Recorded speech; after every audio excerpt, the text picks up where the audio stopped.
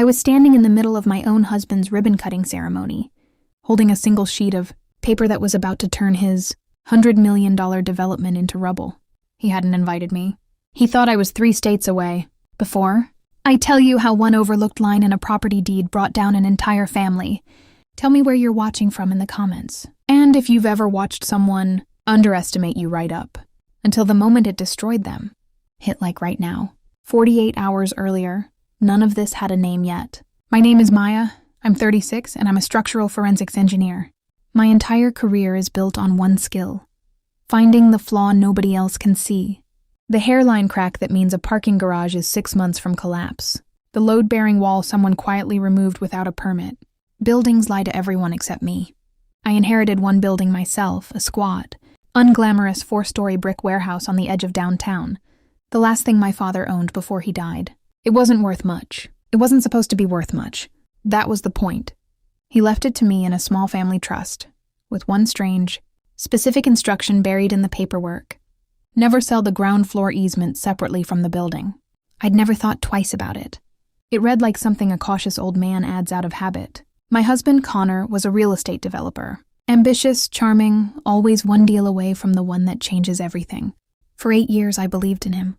I ran his risk assessments for free at the kitchen table. I told him which buildings were structurally sound enough to flip and which ones would bankrupt him. He called me his secret weapon. He also, it turned out, called someone else his future.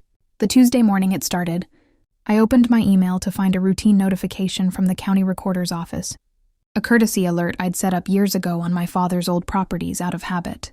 Someone had filed a new deed on my building, transferring the ground floor, the exact piece my father told me never to separate, into a new LLC I'd never heard of. The signature on the transfer was mine.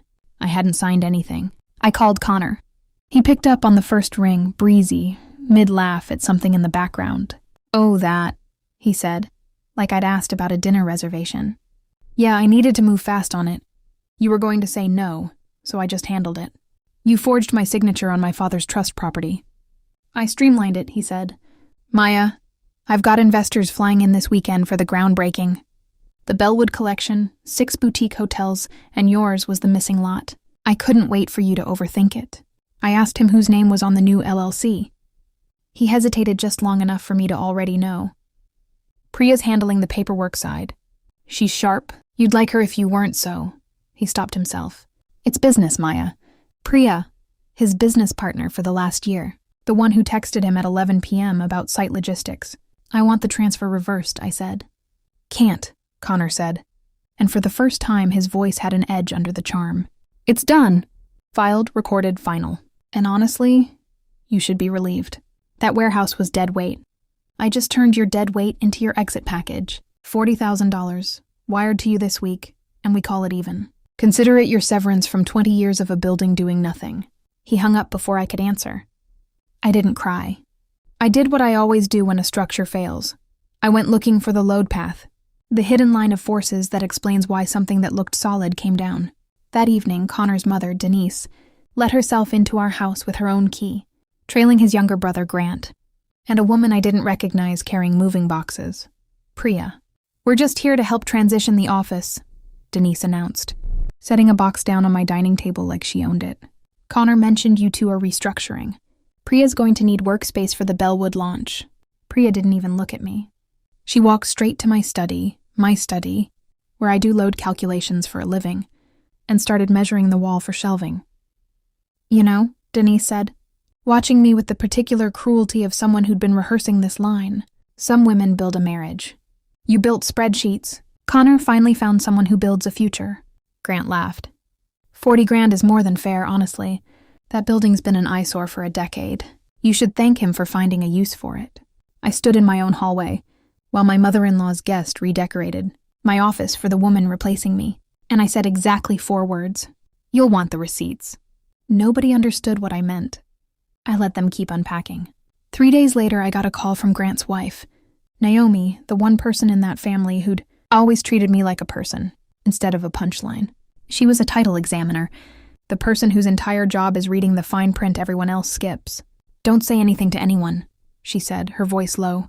"I pulled the full chain of title on your father's building today because Priya's Team asked me to rush it for their investor packet. Maya, did you know your father split the mineral and subsurface rights from the ground floor easement 30 years ago and put the easement in a separate restricted parcel inside the trust? I hadn't. I'd never had a reason to look. That easement, Naomi said, isn't just a formality. It's the only legal access point for utility and structural support lines running under 3 of the 6 lots Connor's building the Bellwood project on. Without it, the whole development doesn't just lose one building. It loses the ability to permit any of the 6. He can't run water, power, or foundation drainage without crossing your easement. And the deed transfer, I said slowly. Only move the ground floor of the building. Naomi finished. Not the easement. Your father protected exactly the one piece that actually matters, and buried it somewhere nobody would think to check. Connor doesn't own what he thinks he owns. He owns a building he can't legally connect to anything. For the first time in a week, I laughed. Genuinely laughed. My father, dead 6 years, had built a trap into his own paperwork and never told a soul. Not out of paranoia, but because he never trusted anyone with the reason. I finally understood the instruction he'd left me. He wasn't protecting the building. He was protecting the leverage. There's one more thing, Naomi said. The investor closing for all 6 hotels is scheduled for Saturday, the groundbreaking gala. If you don't assert the easement before the closing documents record, Connor's lawyers might find a workaround. But if you show up before they sign, I'll be there, I said. I spent the next 4 days doing what I do best, documentation. I filed a formal assertion of the easement with the county, time-stamped and notarized, so it couldn't be disputed later. I pulled every structural drawing for the 6 Bellwood lots and confirmed exactly what Naomi told me. The utility corridor ran directly beneath my father's parcel. No alternate route existed, and rerouting would cost more than the entire project's budget. I also requested quietly a certified copy of the forged deed transfer. The notary stamp on it belonged to a man named Walsh, a friend of Connor's from the golf club.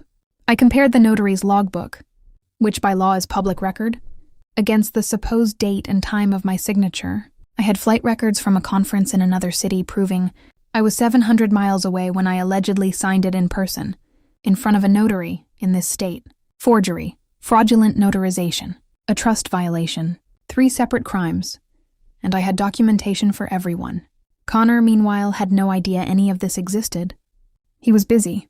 Priya posted daily updates about the Bellwood collection to 5,000 followers. Drone footage of the lots, renderings of 6 glass-fronted boutique hotels, captions about visionary partners who don't let dead weight hold them back. Denise reposted everyone, adding her own commentary about new beginnings. Grant bragged at his country club about his brother's genius. Every post was a time-stamped record of exactly how confident they were, and exactly how much they didn't know. I saved every single one.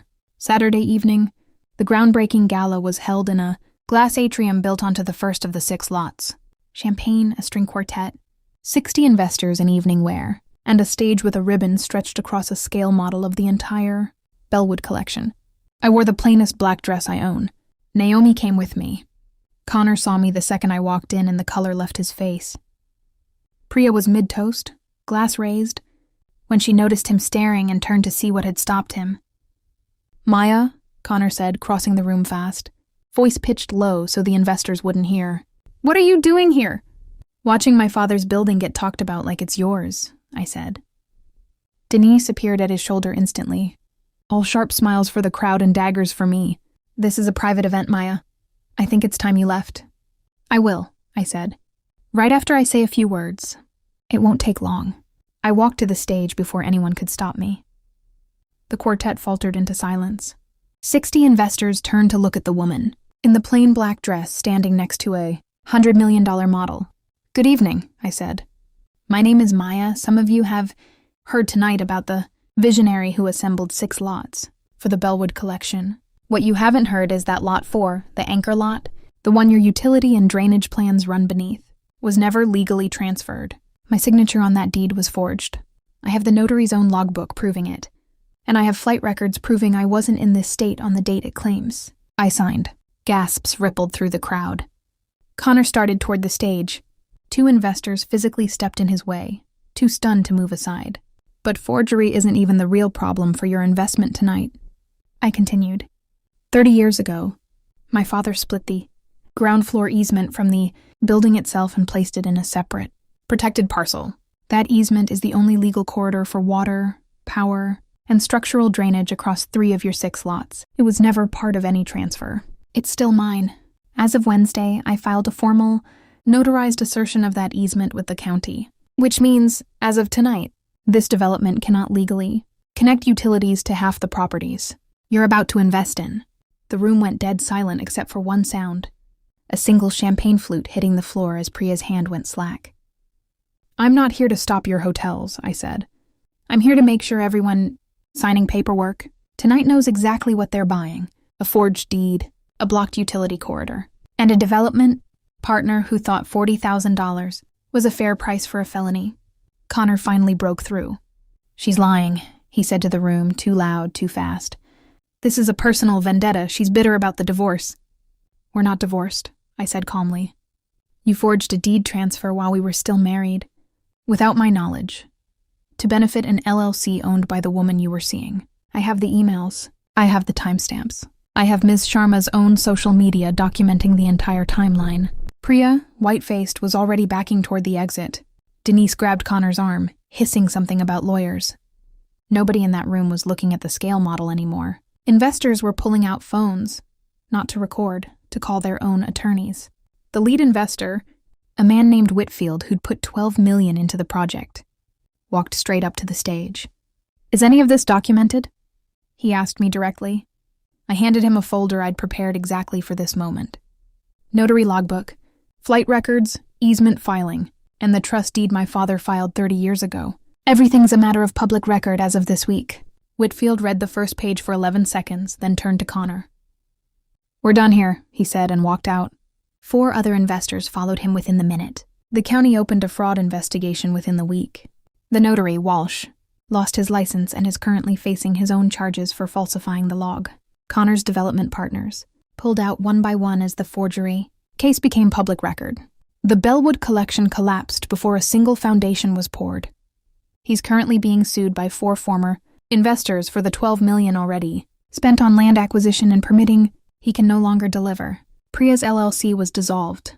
She moved out of state. The last I heard, she's working in property management for someone else's buildings. Denise and Grant found out, the hard way, that their son and brother had used both of their names as guarantors on a construction loan tied to the Frozen project. That loan is now in default. They're currently in mediation to keep their own house. Naomi filed for divorce from Grant 2 weeks after the gala.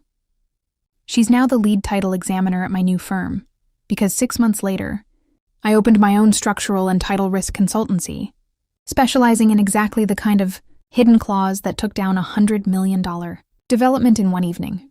My father's warehouse still stands, easement fully intact, and it's now worth more than the 6 lots around it combined. The most expensive mistake anyone can make is assuming the quiet person in the room hasn't already read the fine print. Have you ever found the one clause nobody else bothered to check? Tell me in the comments. And if you love watching people build their own downfall one signature at a time, hit subscribe. There's a lot more where this came from.